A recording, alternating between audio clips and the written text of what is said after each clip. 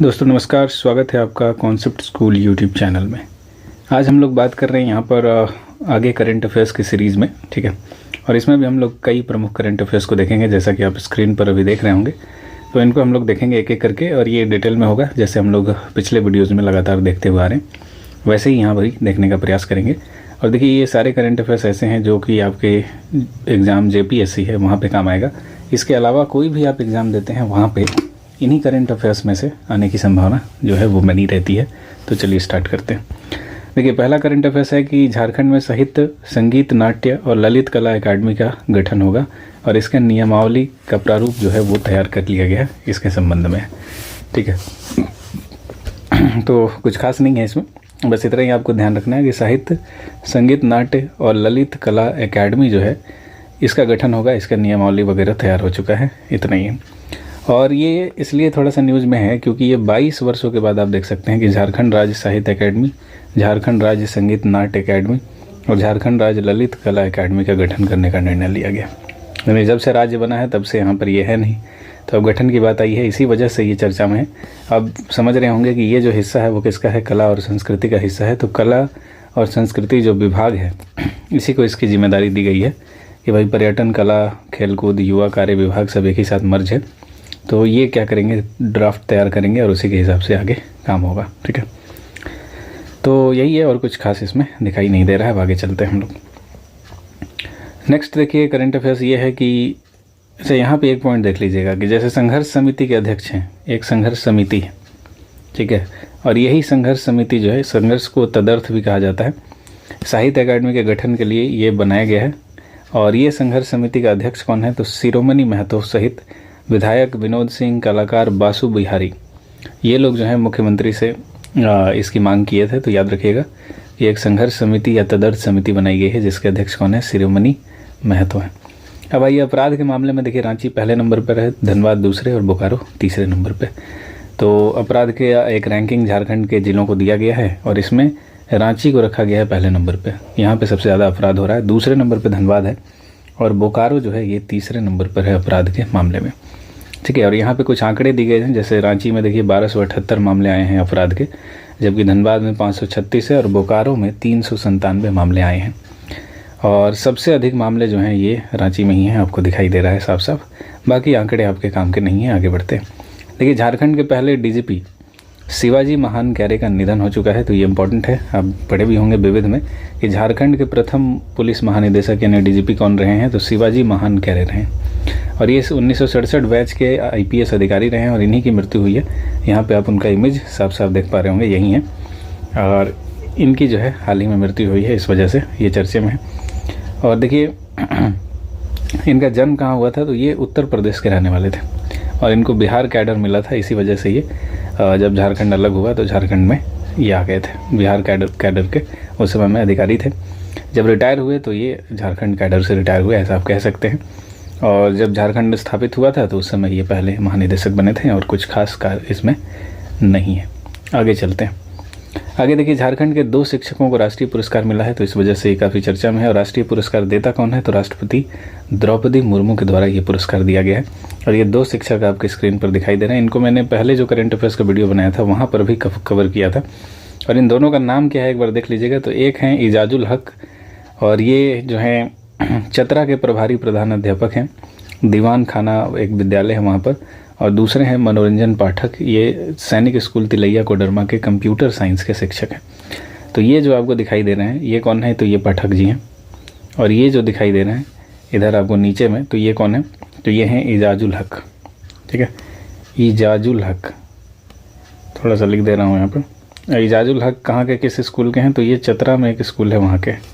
जबकि ये पाठक जी जो हैं ये कहाँ के हैं, तो सैनिक स्कूल तिलैया, तो वहाँ के ये कंप्यूटर साइंस के टीचर हैं। और इन्हीं दोनों को मिला है ये अवार्ड, ठीक है। मिला वही है कि 75, देखिए द्रौपदी मुर्मू ने विज्ञान भवन में आयोजित हुआ था और देश भर के कुल 75 शिक्षकों को यहाँ पे चयनित किया गया था और पुरस्कार दिया गया, जिसमें 50,000 नगद होता है, एक प्रशस्ति पत्र होता है, दूसरा शॉल होता है, एक श्रीफल होता है। और झारखंड से यहाँ पर 2 शिक्षक हैं और उसमें वही जो मैंने बताया आपको कि मध्य विद्यालय दीवान खाना चतरा के प्रभारी प्रधानाध्यापक इजाजुल हक और सैनिक स्कूल के हैं मनोरंजन पाठक। तो इनका नाम आपको ध्यान रखना। आगे चलते हैं। देखिए 22 में जो है इन्हें बेस्ट टीचर डिस्ट्रिक्ट का भी अवार्ड मिला था एजाजुल हक को, तो ये काफ़ी चर्चित टीचर रहे हैं। और राष्ट्रीय शिक्षक दिवस 5 सितंबर को हर वर्ष मनाया जाता है, ठीक है, 1962 से लगातार। और ये राष्ट्रपति डॉक्टर सर्वपल्ली राधाकृष्णन के जन्म दिवस के अवसर पर मनाया जाता है। और जो भी बेहतरीन शिक्षक हैं जिन्होंने अच्छा काम किया उनको ये अवार्ड इसी दिन दिया जाता है। और बाकी हमने देख लिया है, आगे बढ़ते हैं। झारखंड कैबिनेट की बैठक में देखिए ट्रांसजेंडरों को पिछड़ा वर्ग में शामिल करने के लिए मंजूरी दे दिया गया है। तो 34 प्रस्ताव था कुल, जिसमें ये भी शामिल था। और ऐसा कहा गया है कि जो ट्रांसजेंडर समुदाय के लोग होंगे उनके लिए मुख्यमंत्री राज्य सामाजिक सुरक्षा पेंशन योजना भी मिलेगी। और इसके जरिए क्या होगा, वित्तीय सहायता मिलेगा, प्रति महीने 1000 रुपये उनको दिया जाएगा। और झारखंड में 2011 में करीब 12,000 ट्रांसजेंडर थे और इनकी संख्या अब कहा जा रहा है कि 14,000 के आसपास में हो गई है। कुछ खास नहीं है। देखिए 12 जिलों में कार्यरत 2500 सहायक पुलिसकर्मियों की सेवा 1 साल बढ़ाने की स्वीकृति दी गई है, इसके बारे में भी कहा गया है। इसके अलावा साइकिल खरीदने के लिए देखिए 8वीं कक्षा के विद्यार्थियों को पैसा दिया जाएगा, इसके बारे में उसमें प्रस्ताव था।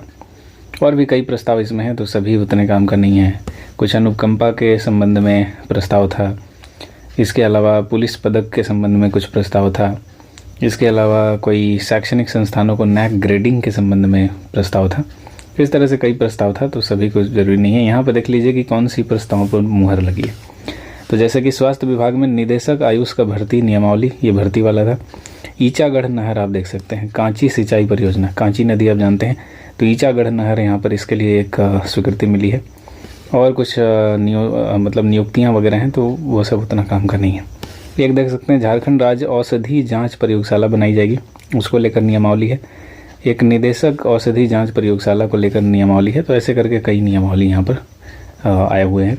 आगे है कि रांची के ब्रह्म मंदिर को राष्ट्रीय धरोहर घोषित करने का दोबारा निर्णय ले ऐसा झारखंड हाईकोर्ट ने कहा है। तो रांची का जो टैगोर हिल है इसी के ऊपर है ब्रह्म मंदिर, ठीक है। तो इसको कहा गया है कि भाई राष्ट्रीय धरोहर घोषित इसको किया जाना चाहिए। किसने कहा है? तो झारखंड हाईकोर्ट ने कहा है। किसको बोला है? तो भारतीय पुरातत्व विभाग को कहा है कि 3 माह के अंदर इसको दोबारा निर्णय लें। और चीफ जस्टिस यहाँ के कौन है? तो आप जानते हैं संजय कुमार मिश्र हैं। और एक और जस्टिस थे इनके साथ, इन लोगों ने इसको बताया था। तो याद रखिएगा कि टैगोर हिल पर है ब्रह्म मंदिर, ठीक है। इसी के बारे में बातचीत ये हुई है। अब देखिए 1-2 पॉइंट और है कि जैसे यहाँ पे टैगोर हिल के जो ब्रह्म मंदिर है, इसके अलावा कुसुम ताल यहीं पर है। शांति धाम समाधि स्थल का संरक्षण और रख रखाव करने का निर्देश भी दिया गया, ठीक है, ताकि इसको प्लास्टिक मुक्त क्षेत्र बनाया जाए। यानी इसका एक पर्यटन स्थल के रूप में आप कह सकते हैं, बढ़िया से विकास करने के लिए ये सारा कार्य किया जा रहा है। और कुछ खास इसमें नहीं है। इसके बारे में एक पॉइंट और है कि मोराबादी में देखिए टैगोर हिल के ऊपर ये ब्रह्म मंदिर जो है 1910 में स्थापित हुआ था। और ये बनवाया किसने था? तो गुरुदेव रविंद्रनाथ टैगोर के बड़े भाई ज्योतिन्द्रनाथ टैगोर ने इसको बनवाया था, जो कि नाटककार, चित्रकार, संगीतकार थे। तो इन्हीं के द्वारा ये बनवाया गया था। नाम इनका थोड़ा याद रखिएगा, नाम है ज्योतिरेंद्रनाथ टैगोर, ठीक है। कौन थे? तो गुरु रविंद्रनाथ टैगोर के भाई थे। कब बनवाया था इन्होंने? तो 1910 में इन्होंने बनवाया था। तो इसी के बारे में बातचीत हो रही है। यह है कहाँ पर? तो ये मोराबादी के टैगोर हिल के ऊपर स्थित है। आगे बढ़ते हैं। महादेव टोप्पो साहित्य अकादमी के लिए कोलिट सदस्य बन गए हैं। तो आपको इमेज में दिखाई दे रहे होंगे, यही है महादेव टोप्पो। और इनको साहित्य अकादमी के centre for oral and tribal literature यानी COT लिट इसका मेंबर बनाया गया। इसी वजह से ये चर्चा में है। इनका जन्म हुआ था रांची जिले के हुलसी गांव में 1954 में। और ये कुड़ुख आदिवासी परिवार से संबंध रखते हैं। और इन्होंने शिक्षा अलग अलग स्थानों से लिया है। इसके अलावा इनकी कुछ रचनाएं हैं, ये देख सकते हैं। प्रमुख रचनाएं हिंदी के पत्र पत्रिकाओं में जैसे धर्मयुग है, परिकथा है, नया ज्ञानोदय, वागर्थ, सब लोग, समयांतर है, इंडिया टुडे है, समकालीन जनमत है, विश्व रंग है, बनास जन है, जनसत्ता है, प्रभात खबर है। इस सब में इनकी रचनाएं प्रकाशित होती रही हैं। कई कविताओं भी इन्होंने लिखा। कविता संग्रह देखिए एक फेमस है इनका, जंगल पहाड़ के पाठ। इसके अलावा सभ्यों के बीच आदिवासी, ये सब कुछ फेमस इनकी कविताएं हैं। और ये अंग्रेजी, मराठा, संथाली में अनुवाद भी इनका हो चुका है। इसके अलावा भी कई लैंग्वेज में अनुवाद हो चुका है। जंगल पहाड़ के पाठ, इस तरह से इनकी कई कविता संग्रह है, लेख संग्रह है। तो इसको ध्यान रखिएगा। जंगल पहाड़ के पाठ, सभ्यों के बीच आदिवासी, जिसमें जंगल पहाड़ के पाठ काफ़ी ये फेमस है। कई भाषाओं में इसका अनुवाद भी हो चुका है। इसके अलावा देखिए कुड़ुख फिल्म एक है पहाड़, और राष्ट्रीय और अंतर्राष्ट्रीय पुरस्कारों से सम्मानित एड़पा कान्हा, जिसको गोइंग होम भी कहा जाता है, इसमें इन्होंने एक्टिंग भी किया था, एक्टर भी रहे हैं।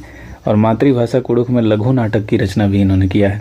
इसके अलावा इनको बिरसा मुंडा पुरस्कार भी मिला है और भी कई पुरस्कार इनको लगातार मिलते रहा है। तो याद रखिएगा महादेव टोप्पो को क्या बनाया गया है, तो साहित्य अकादमी के सेंटर फॉर ओरल, ठीक है, oral tribal literature COT lit, इसका बोर्ड मेंबर बनाया गया साहित्य अकादमी के अंतर्गत। तो इसको ध्यान रखिएगा। इसके अलावा इनकी कुछ पत्रिकाओं में ये याद रखिए, जंगल पहाड़ के पाठ और सभ्यों के बीच आदिवासी। इसके अलावा याद रखिए कि पहाड़ा एक फिल्म है, कुडुख फिल्म है, और एक एड़पा कान्हा फिल्म है ये, और इसमें इन्होंने क्या किया है, एक्टिंग किया है। इसके अलावा बिरसा मुंडा पुरस्कार भी इनको दिया गया है और कुडुख में इन्होंने कई नाटक वगैरह भी लिखे हैं। अगला है झारखंड इनोवेशन चैलेंज।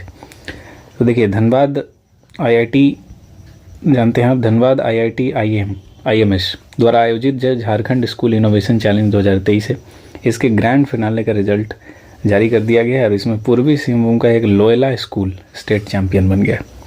तो स्कूल इनोवेशन चैलेंज में कौन जीत गया है, तो पूर्वी सिंहभूम का एक स्कूल है लोयला स्कूल स्टेट चैंपियन बन गया है, ठीक है, लोयला स्कूल। और इसमें क्या था कि पर्यावरणविदों के लिए कचरे में फेंकी जाने वाली प्लास्टिक की बोतल एक चिंता का विषय है, उसी का इसमें उचित प्रबंधन के लिए एक तरीका तलाशा जा रहा था और लोयला स्कूल की टीम ने इस समस्या का रचनात्मक समाधान दिया है।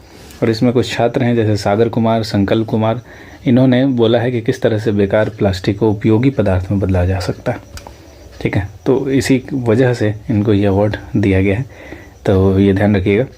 और इसके अलावा प्रतियोगिता में देख सकते हैं देवघर जिला के मधुपुर के महेंद्र मुनि सरस्वती विद्या मंदिर की टीम द्वितीय स्थान पर रही और जमशेदपुर के ही हिल टॉप स्कूल की टीम तृतीय स्थान पर रही है।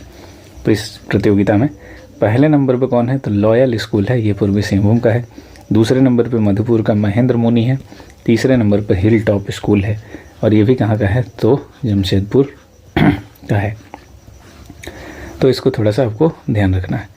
अब चलते हैं हम लोग आगे, चौथे पाँचवें स्थान पे कौन है ये हमें जानने की आवश्यकता नहीं है। और इसमें देखिए 5 बेस्ट आइडिया में 4 जमशेदपुर के स्कूलों की ही टीम रही है, यानी जमशेदपुर ओवरऑल आप देख सकते हैं कि नंबर 1 पर रहा है। अब इसमें क्या अवार्ड मिला है ये सब छोड़ दीजिए, ये सब उतना डिटेल में नहीं पूछा जाएगा। आगे बढ़ते हैं। देखिए 3400 करोड़ रुपए की लागत से बनेगा ओडिशा झारखंड एक्सप्रेसवे। तो यहाँ पे कहाँ से बनेगा, उड़ीसा के देखिए लिट्टी बेड़ा से झारखंड की राजधानी रांची में सीठी हो यानी रिंग रोड तक ये एक्सप्रेसवे बनेगा और 147 किलोमीटर ये लंबा होगा और पूरी तरह से ये ग्रीन कॉरिडोर होगा, इसी वजह से इम्पोर्टेंट है। और इसका 121 किलोमीटर हिस्सा झारखंड में बनेगा, ठीक है। और इसमें बताया गया है डिस्टेंस वगैरह के बारे में, तो इतना काम का नहीं है। आगे बढ़ते हैं। देखिए यहाँ पर आपको दिख रहा होगा कि दूसरा सुवर्णशिला सम्मान शेखर मलिक, दिलीप चक्रवर्ती और शांता चक्रवर्ती को दिए जाने की घोषणा हुई है, ठीक है। तो ये है झारखंड के घाटशिला नगर की सांस्कृतिक साहित्यिक संस्था विभूति स्मृति संसद द्वारा प्रतिवर्ष बांग्ला साहित्य और अन्य भाषाओं में साहित्यिक योगदान के लिए सुवर्णशिला सम्मान दिया जाता है, ठीक है। और इस वर्ष घाटशिला के साहित्यकार, प्रगतिशील लेखक और उप महासचिव वगैरह हैं शेखर मलिक सहित, देख लीजिए शेखर मलिक हैं, दिलीप चक्रवर्ती और शांता चक्रवर्ती, ये 3 लोग हैं जिनको ये अवार्ड दिया जाना है। कौन सा अवार्ड है, नाम है सुवर्णशिला सम्मान, ठीक है। इसके अलावा विदित है कि देखिए गत वर्ष हिंदी के महत्वपूर्ण कथाकार रणेंद्र जी को यह सम्मान दिया गया था और ये रणेंद्र के बारे में मैंने कल ही एक पुस्तक डाला था, ये जिसको क्वेश्चन में भी पूछा गया है। और अगर आप चाहें तो कमेंट करके बता सकते हैं कि वो पुस्तक कौन सी है, जो JPSC पूछ भी चुका है, तो ये काफ़ी फेमस राइटर रह चुके हैं। तो यहाँ पे शेखर मलिक का आपको नाम याद रखना है। ये बांग्ला के वरिष्ठ पत्रकार हैं दिलीप चक्रवर्ती, इनका नाम याद रखना है। और इनका एक पुस्तक है untold stories of IPTA and Niranjan Sen. और बांग्ला भाषा की कवित्री हैं शांता चक्रवर्ती, इनको ये सम्मान दिया जाएगा। और शेखर मलिक जो हैं, इनको 5 किताबें अभी तक, इनकी 5 किताबें प्रकाशित हो चुकी है, जिनमें आदिवासी जीवन पर इनका उपन्यास है काल चित्ती, ये काफ़ी मशहूर है। इसके अलावा डायन मारी, जंगल मोर, दुलाड़िया, ये सब कुछ कहानियाँ हैं जो काफ़ी फेमस रही हैं। तो काल चीती याद रखिएगा, आदिवासी जीवन पर है, एक डायन मारी है और एक है जंगल मोर दुलाड़िया। तो इस तरह से इनकी 3 पुस्तकें हैं जो चर्चित रही हैं। इसके अलावा दिलीप जी की भी पुस्तकें हैं, जैसे आप देख सकते हैं दिलीप चक्रवर्ती का ताहादेर प्रेम कथा, लॉकडाउनेर दिनगुली और श्रेणी संग्रामेर सब्यसाची। तो ये सब तो नहीं पूछा जाना चाहिए, लेकिन फिर भी एक बार चलिए देख लेते हैं। उसी तरह से आगे बढ़ेंगे तो शांता चक्रवर्ती जो हैं, इन्होंने भी कई कविताएं लिखी हैं, तो इनका रहने दीजिए, ज़्यादा काम करनी है। आगे चलते हैं। झारखंड को मिली पहली विस्टाडोम कोच वाली ट्रेन, तो याद रखिएगा कि कहाँ चलेगी, तो Ranchi new Giridih Ranchi intercity express train है ये। Ranchi new Giridih Ranchi intercity express है। और ये ट्रेन की सबसे बड़ी खासियत यही है कि इसमें विस्टाडोम कोच की भी व्यवस्था है, ठीक है, विस्टाडोम कोच। तो ये न्यू गिरिडीह जो स्टेशन है वहाँ से चलेगा। और देखिए, केंद्रीय शिक्षा राज्य मंत्री उस समय में थी अन्नपूर्णा देवी, इन्होंने इसको हरी झंडी दिखाया था। और भी कई लोग इसमें मौजूद थे, तो रहने दीजिए। और ये पहले दिन ये स्पेशल ट्रेन के रूप में चली थी, उसके बाद लगातार ये चल रही है, ठीक है। तो रांची के लिए न्यू गिरिडीह से रांची तक ये चलने वाली है। और देखिए, विस्टाडोम कोच एक प्रकार से पर्यटक कोच होता है जिसकी ग्लास की खिड़कियाँ बनी होती हैं, और इसमें छत पर भी पारदर्शी खिड़कियाँ लगी होती हैं, जैसे कि आप इमेज में देख सकते हैं कि खिड़कियाँ बड़ी बड़ी रहती हैं और पूरी तरह से पर्यटन के दृष्टिकोण से कि आपको साफ साफ बाहर दिखाई दे, तो वही होता है विस्टाडोम कोच, ठीक है। और कुछ खास नहीं है, आगे चलते हैं। आगे देखिए, अगला है, यहाँ पे देख सकते हैं उद्घाटन हो रहा था गुमला, सिमडेगा व हजारीबाग जिले में महाझींगा मछली पालन, तो इसके बारे में बात करते हैं। तो देखिए, मत्स्य विभाग ने कहा है कि भाई केंद्रीय अंतरस्थलीय मत्स्यिकी अनुसंधान संस्थान बैरकपुर कोलकाता, इसके सहयोग से वो क्या करेगा, तो जलाशयों में महाझींगा संवर्धन के माध्यम से जनजातीय समुदायों की आजीविका में सुधार करने का प्रयास करेगा। तो यही है।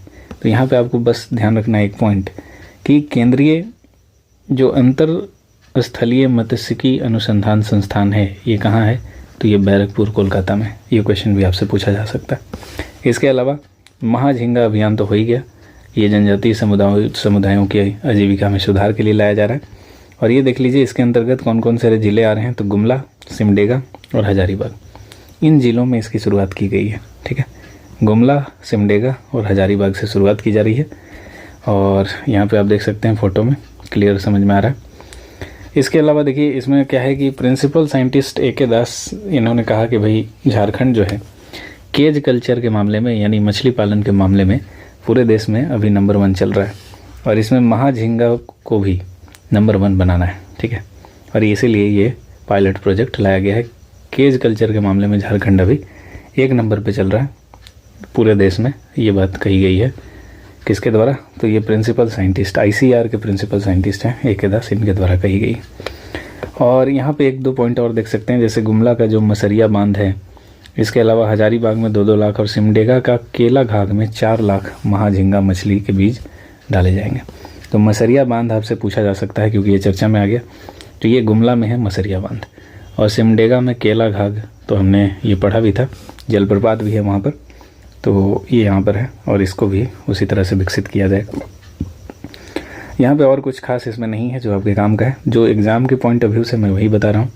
इसी वजह से अगर आपको वीडियो अच्छा लग रहा है तो वीडियो को लाइक कर लीजिएगा और चैनल को सब्सक्राइब कर लीजिएगा अगर नए हैं तो आप, क्योंकि देखिए जब तक एग्ज़ाम होगा तब तक इस चैनल पर आपको अच्छे कंटेंट मिलेंगे और कम समय में आपको बेहतर कंटेंट मिलेंगे। और कहीं भी आप जाएंगे तो इतने बेहतर कंटेंट आपको मेरे ख्याल से नहीं मिलेंगे। देखिए वहाँ पर ज़्यादा समय आपको देना पड़ता है और चीज़ें कम मिलती है, और मैं यहाँ पर कम समय में आपको ज़्यादा चीज़ें देने का प्रयास करता हूँ। आप कोई भी वीडियो उठा के देखेंगे, हर वीडियो में आपको यही चीज़ दिखाई देगा, तो इस वजह से आपका भी थोड़ा सा यहाँ पर कर्तव्य बनता है कि आप भी सपोर्ट करें। आगे बढ़ते हैं। रांची में देखिए 17 सितंबर को लॉन्च हो रहा है प्रधानमंत्री विश्वकर्मा योजना, तो ये इंपॉर्टेंट है। रांची के उपायुक्त हमेशा चर्चा में रहते हैं, नाम है इनका राहुल कुमार सिन्हा, तो इनको याद रखिएगा। और यहाँ पर विश्वकर्मा योजना स्टार्ट हो रहा था 17 सितंबर से, जैसा कि आप इमेज में देख पा रहे होंगे।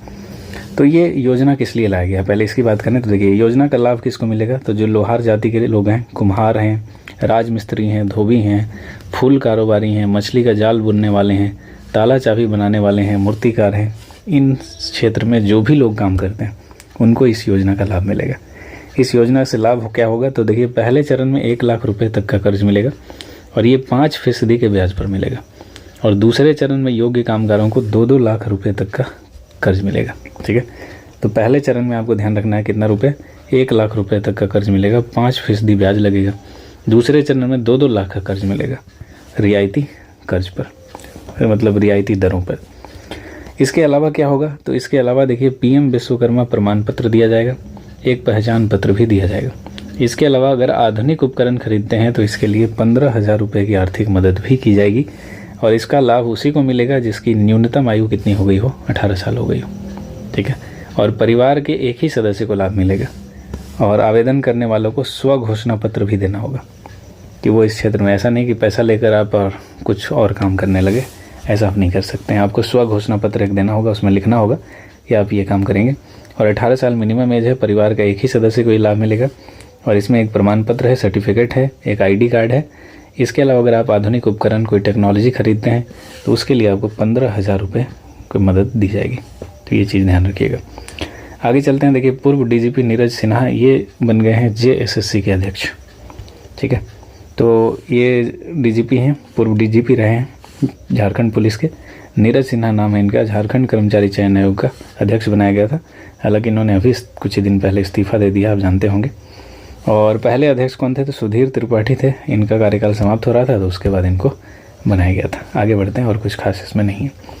अब देखिए, झारखंड में मेडिको टूरिज़्म को मिलेगा बढ़ावा, तो टूरिस्ट स्पॉट्स यहाँ पर खुलेंगे और योगा युष्ट केंद्र भी यहाँ पर खोला जाएगा।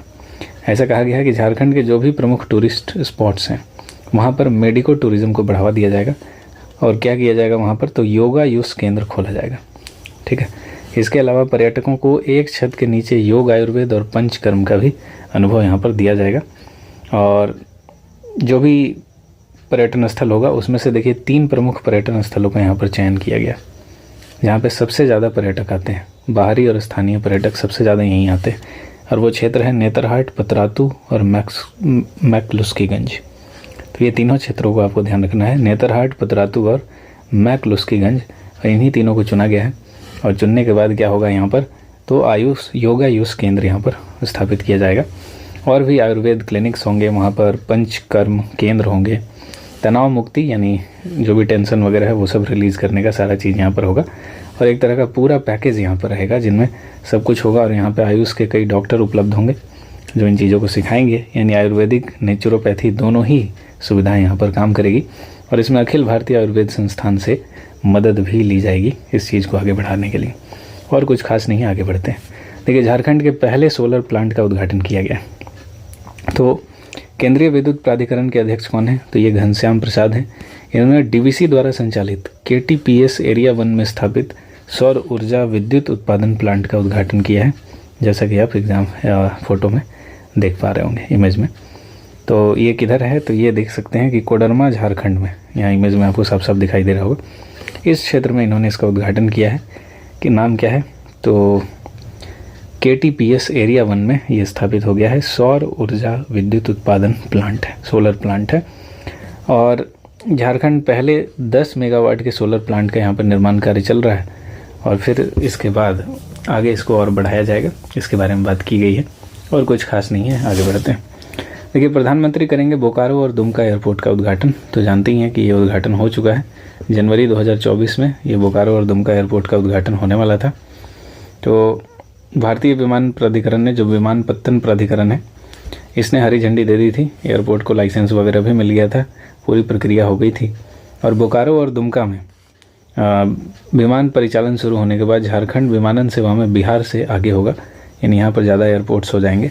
और नागर विमान मंत्रालय जो है ये बोकारो, दुमका, हजारीबाग, डाल्टनगंज के हवाई अड्डों को भी पुनरुद्धार किया जाएगा, उसको भी ठीक किया जाएगा और दोबारा स्टार्ट किया जाएगा। ऐसी बातें हुई हैं और कुछ खास नहीं है। बस याद रखिएगा कि बोकारो और दुमका में भी एयरपोर्ट 2024 जनवरी से ही स्टार्ट हो चुका है। आगे चलते हैं। अगला है, देखिए, देवघर में 5 हेल्थ एंड वेलनेस सेंटर के लिए भवन बनने वाला है। ठीक है, तो झारखंड का स्वास्थ्य विभाग बोल चुका है पहले ही कि देवघर जिला के शहरी क्षेत्रों में 5 नए हेल्थ एंड वेलनेस सेंटर का निर्माण कराया जाएगा। तो इसको याद रखिएगा। यहाँ पे एग्जांपल आप देख रहे हैं। और ये कहाँ बनेगा? तो ये 5 बनेगा और ये बनेगा देवघर में। ठीक है, देवघर में 5 urban health and wellness centre. इसमें देख सकते हैं कि केंद्रीय वित्त आयोग और राज्य योजना के तहत देवघर नगर निगम और मधुपुर नगर परिषद क्षेत्र में 5 हेल्थ एंड वेलनेस सेंटर का निर्माण कराया जाएगा।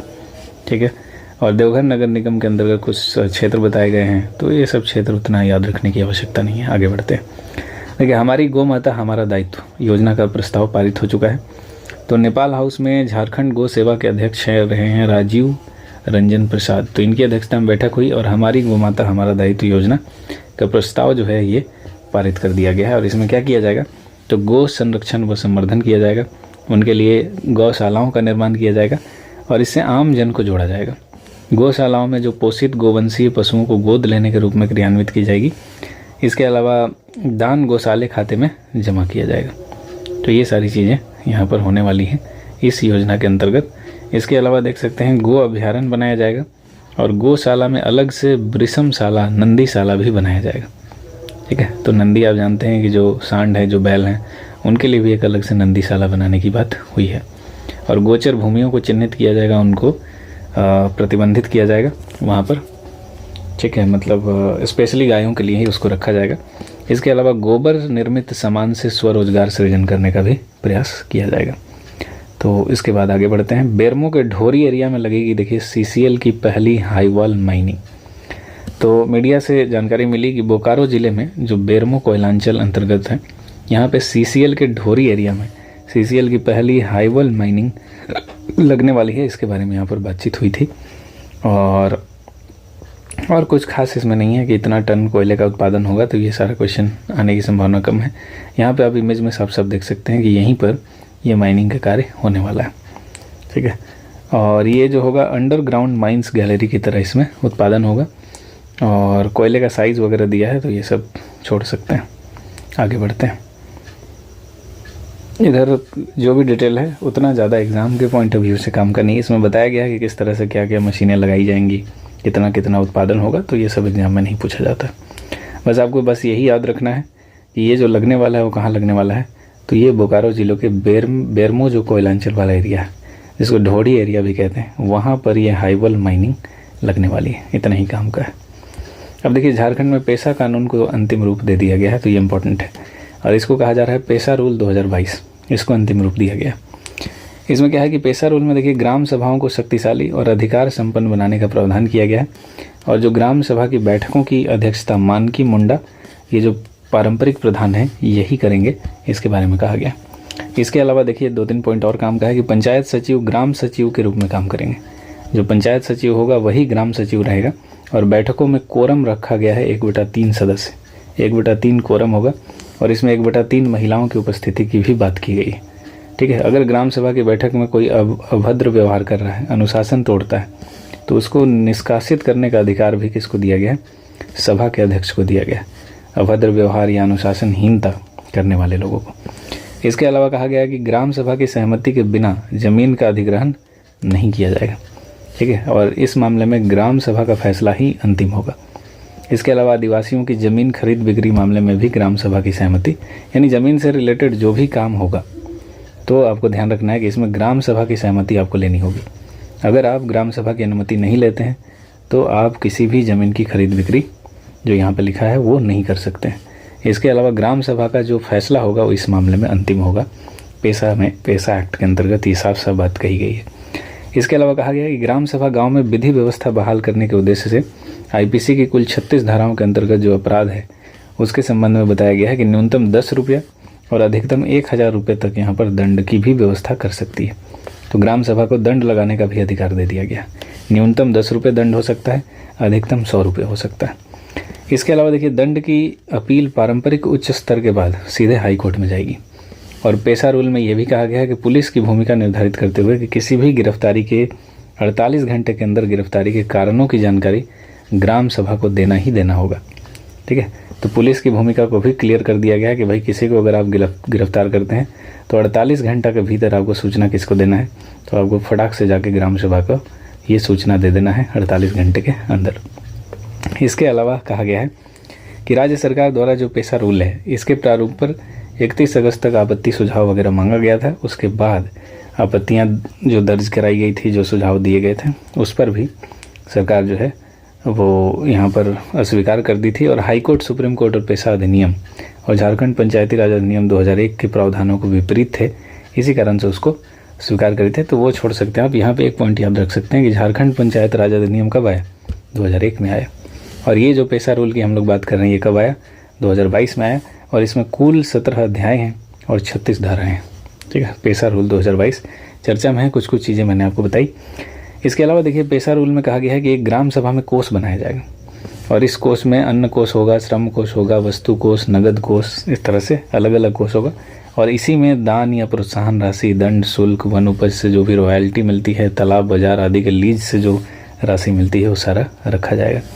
और ग्राम सभा में बक्से में बंद कर अधिकतम 10,000 रुपये ही रखे जाएंगे। अगर 10,000 रुपये से ज़्यादा हो जाता है तो फिर कहाँ जाना है, 10,000 प्लस हो जाता है तो बैंक में ले जाके वो पैसा रखना है। वो ग्राम सभा बक्से में बंद करके नहीं रखेगी, क्योंकि बक्सा कोई लेकर भाग गया तो फिर दिक्कत हो जाएगा। और पेशा रूल के अनुसार देखिए ग्राम सभाएं ही संविधान के अनुच्छेद 275(1) है। तो 275(1) में जानते होंगे आप कि यहाँ पर राज्यों को मिलने वाले अनुदान की बात की गई, जो केंद्र सरकार के द्वारा मिलता है। तो ये जो अनुदान होगा और जिला खनिज विकास निधि से की जाने वाली योजनाओं का फैसला करेंगी। कौन करेंगी? तो ग्राम सभाएं करेंगी। इसका खर्च कहाँ होगा और योजना के लाभुकों का चयन ग्राम सभा के माध्यम से ही किया जाएगा। तो ये चीज़ साफ साफ यहाँ पर बताया गया है। इसके अलावा बताया गया है कि जो भी सामाजिक धार्मिक प्रथा के प्रतिकूल होने की स्थिति में ग्राम सभा आपत्ति दर्ज कर सकती है, ठीक है। और इस मामले में ग्राम सभा कोई प्रस्ताव पारित करके उपायुक्त को भेजेगी और उपायुक्त तो आगे बढ़ा के राज्य सरकार तक भेजेंगे अगर कोई सामाजिक धार्मिक प्रथा के प्रतिकूल कोई कार्य हो रहा है तो। अब सरकार क्या करेगी, तो 30 दिनों के अंदर एक उच्च स्तरीय समिति बनाएगी और ये समिति 90 दिन के अंदर सरकार को अपनी रिपोर्ट देगी और रिपोर्ट के आधार पर सरकार फैसला करेगी और ग्राम सभा को सूचित करेगी कि यहाँ आपके क्षेत्र में कोई भी सामाजिक धार्मिक प्रथा का उल्लंघन नहीं हो रहा। ये चीज़ है, ठीक है। तो ध्यान रखिएगा कि अगर ऐसा कुछ हो रहा है तो ग्राम सभा क्या करी, प्रस्ताव पारित की। वो किसको भेज दी? उपायुक्त को भेज दी। उपायुक्त ने क्या किया, भेज दिया राज्य सरकार को। राज्य सरकार क्या करी, 30 दिनों के अंदर एक उच्च स्तरीय समिति बनाई। अब ये समिति क्या करी, तो 90 दिन के अंदर राज्य सरकार को रिपोर्ट दी। अब रिपोर्ट के आधार पर सरकार फैसला करेगी कि हाँ हुआ है या नहीं हुआ है और फिर वो ग्राम सभा को बताएगी कि हाँ हुआ है या नहीं हुआ। अब ग्राम सभा अपनी पारंपरिक सीमा के अंदर प्राकृतिक स्रोतों का प्रबंधन करेगी, यानी जो भी वन उपज है उस पर अधिकार ग्राम सभा को ही दे दिया गया है। और साथ ही वन उपज की सूची में पादप मूल के सभी गैर इमारती वन उत्पाद को भी शामिल कर दिया गया, यानी गैर इमारती हो या इमारती हो, गैर इमारती जितने भी वन उत्पाद हैं सभी इसमें शामिल हैं। और वन उपज की सूची में आप देख सकते हैं क्या क्या शामिल है। बांस है, झाड़ झंखाड़ जो भी है, ठूंठ, बेत, तुषार, कोया, शहद, मोम, लाह, चार, महुआ, हर्रा, बहेर, करंज, यानी जो कुछ भी हो वो सारा ही इसमें शामिल है, केंदू पत्ता तक। इसके अलावा औषधीय जो जड़ी बूटियाँ हैं वो भी शामिल है।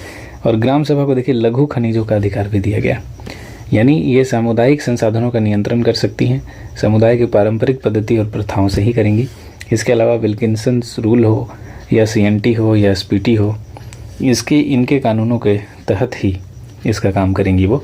ये नहीं कि इनके वजह से इन कानूनों का उल्लंघन होता हो तो ऐसा कार्य ये नहीं करेंगी। तो देखिए इसको मैंने पूरा इसीलिए पढ़ा है क्योंकि पेशा रूल ये नया है, इसको अंतिम रूप दे दिया गया है, तो ये काफ़ी इंपॉर्टेंट है, यहाँ से क्वेश्चन पूछा जा सकता है। तो इसको आपको एक बार और ध्यान से देखना है, अगर आप देख कर जाएंगे तो ही आपको फ़ायदा होगा। अगला है झारखंड के सरकारी स्कूलों में मेरी माटी मेरा देश कार्यक्रम का आयोजन किया गया है, इसको ध्यान रखिएगा। और सभी स्कूलों में ये कार्यक्रम जो है शुरू किया जाएगा। इसमें होगा क्या, तो वही है कि छात्राएं हैं वो अमृत कलश यात्रा करेंगे, प्रभात फेरियाँ निकाली जाएंगी और राष्ट्रीय ध्वज, स्थानीय वीरों के पोस्टर वगैरह रखा जाएगा और भी एक तरह का इसमें त्यौहार मनाया जाएगा। और ये कार्यक्रम 30 सितंबर तक स्कूलों में चलेंगे और 13 अक्टूबर फिर प्रखंड में, इस तरह से सभी राज्यों की राजधानी में आगे ट्रांसफ़र हो जाएगा। और ये क्यों चलाया गया है, तो यही है कि 2047 तक विकसित राष्ट्र बनाना, गुलामी के हरण से मुक्ति दिलाना, एकता व एकजुटता, नागरिकों के कर्तव्य का भाव और प्रतिज्ञा लेते हुए सेल्फी को वेबसाइट पर अपलोड करना है, यानी पंच प्राण प्रतिज्ञा यहाँ पर रखी गई थी। ये मोदी जी केंद्र सरकार के द्वारा ये योजना लाई गई थी, मेरी माटी मेरा देश। तो उसी के तहत झारखंड में भी इसको मनाया गया। आगे आइए, राज्यसभा के उपसभापति ने पद्मश्री बलबीर दत्त की पुस्तक भारत विभाजन और पाकिस्तान के षड्यंत्र का लोकार्पण किया। तो राज्यसभा के उपसभापति कौन है, तो याद रखिएगा हरिवंश। और ये झारखंड की राजधानी रांची के चैम्बर भवन में आयोजित पुस्तक लोकार्पण कार्यक्रम में एक हैं पद्मश्री विजेता बलबीर दत्त। इनकी पुस्तक है भारत विभाजन और पाकिस्तान के षड्यंत्र, याद रखिएगा, हो सकता है क्वेश्चन पूछ दिया जाए। तो इसी का इन्होंने लोकार्पण किया है, यहाँ पे आप नीचे देख सकते हैं। और बलबीर दत्त काफ़ी फेमस लेखक हैं, ठीक है, इस वजह से इनकी इस पुस्तक का आप देख रहे हैं कि उद्घाटन करने के राज्यसभा के उपसभापति को बुलाया गया। और बलबीर दत्त का जन्म कहाँ हुआ था, तो पाकिस्तान के लाहौर में हुआ था और विभाजन के दंश को उन्होंने करीब से देखा था, इसीलिए उनकी किताब में साफ साफ मतलब चीज़ें स्पष्ट नज़र आ रही हैं, क्योंकि इन्होंने इसको झेला था। आगे बढ़ते हैं। झारखंड ने लगातार दूसरे वर्ष Subroto cup football international tournament जीत लिया है, तो ये इंपॉर्टेंट हो जाता है। आयोजन कहाँ हुआ? नई दिल्ली में हुआ, और ये 62वीं Subroto cup international football tournament है। और अंडर 17 बालिका वर्ग में झारखंड ने लगातार दूसरे वर्ष जीत दर्ज की है। ठीक है, लगातार दूसरे वर्ष से हुआ कहाँ है? नई दिल्ली में हुआ है, इस चीज़ को ध्यान रखिएगा। और इसमें हराया किसको है? तो देखिए हरियाणा को 3-0 से हरा दिया। ठीक है, और यहाँ पर कौन सा स्कूल इसका नेतृत्व कर रहा था? तो संत पैट्रिक स्कूल था, ये गुमला का था। यही टीम जो थी वो नेतृत्व कर रही थी, और हराकर झारखंड टीम ने 6 मैच में कुल 49 गोल करके एक नया रिकॉर्ड भी बनाया। तो एक तो भाई ये टीम जीती ही, दूसरा गोल का भी देखिए इनका रिकॉर्ड अच्छा है। अगला स्मार्ट सिटी में पूर्वी जोन से रांची को बेस्ट परफॉर्मर अवार्ड मिल गया। तो देखिए ये जो स्मार्ट सिटी वाला सम्मेलन है ये इंदौर में हुआ था, इंडिया स्मार्ट सिटी कॉन्क्लेव 2023, और इसमें द्रौपदी मुर्मू जो राष्ट्रपति हैं माननीय वो पहुंची थी, और रांची को इन्होंने पूर्वी जोन के स्मार्ट शहरों में बेस्ट परफॉर्मर के अवार्ड से सम्मानित किया है, जैसा कि हमने पीछे भी जो करंट अफेयर्स पढ़ा था उसमें देखा भी था, तो इसको ध्यान रखिएगा। और राज्य सरकार की ओर से नगर विकास एवं विकास विभाग के सचिव वहाँ पहुँचे हुए थे, उनके बारे में है, और कुछ खास इसमें नहीं है। याद रखिएगा कि स्मार्ट सिटी जो मिशन है ये 2015 में स्टार्ट किया गया था, और इसमें वही है कि जो भी बुनियादी वहाँ पे ढांचा है वो उपलब्ध हो। आगे बढ़ते हैं। मैकलुस्कीगंज को बेस्ट मिला है टूरिस्ट गांव का पुरस्कार। तो देखिए केंद्रीय पर्यटन विभाग के सचिव उस समय विद्यापति थे, इन्होंने झारखंड के मैकलुस्कीगंज को बेस्ट टूरिस्ट गांव का पुरस्कार प्रदान किया है। यहाँ पे देख सकते हैं इसी गांव का ये फोटो है, और एंग्लो इंडियन सोसाइटी की ओर से प्रतिनिधित्व कर रहे मैकलुस्की निवासी एसली जॉन गोम्स ने यह पुरस्कार प्राप्त किया। तो याद रखिएगा, क्योंकि इसको क्या कहा जाता है? तो एंग्लो इंडियंस का गांव कहा जाता है। तो वहाँ के एक निवासी हैं एसली जॉन गोम्स, तो इन्होंने ये पुरस्कार प्राप्त किया है। और यहाँ पे साफ़ सफाई को काफ़ी ध्यान रखा गया है। ठीक है, और पर्यटन स्थल के रूप में इसको चिन्हित किया गया है, और कुछ खास नहीं है। तो इस तरह से हमने संपूर्ण करंट अफेयर्स को देख लिया है, और ये काफ़ी इंपॉर्टेंट करंट अफेयर्स थे, जिसमें मैंने पेशा जो बताया आपको वो बहुत ज़्यादा इंपॉर्टेंट है। तो अगर आपको वीडियो पसंद आया तो वीडियो को लाइक कर लीजिएगा, और चैनल को सब्सक्राइब कर लीजिएगा अगर आप नए हैं तो। मिलते हैं अगली वीडियो में। Thank you so much.